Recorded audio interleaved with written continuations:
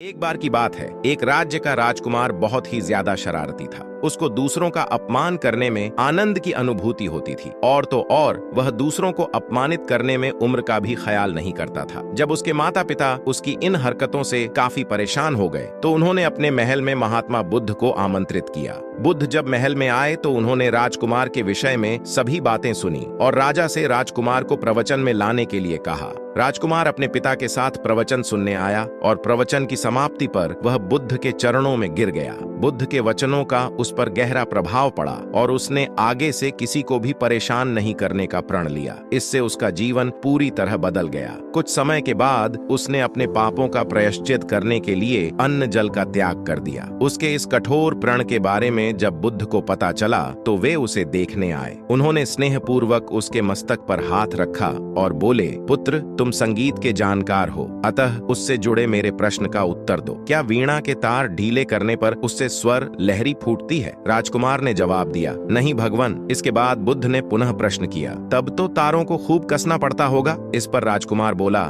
नहीं, अधिक कसने से तार टूट सकते हैं। तब तथागत बोले, वीणा से मधुर संगीत निकालने के लिए उसके तारों को न तो अधिक ढीला रखना चाहिए और न ही अधिक कसना चाहिए। ठीक इसी प्रकार हमारा जीवन भी एक वीणा की तरह ही है, जिसे भली भांति चलाने के लिए सभी वस्तुओं का पूर्ण त्याग उचित नहीं है। राजकुमार ने बुद्ध की इस बात को समझा और अपनी कठोर प्रतिज्ञा से मुक्ति ले ली और सहज जीवन जीने लगा। दोस्तों, ये कहानी हमें सिखाती है कि अगर जीवन को आवश्यकता, पूर्ति और संयम के संयोग से चलाया जाए तो इससे जीवन में शांति बनी रहती है।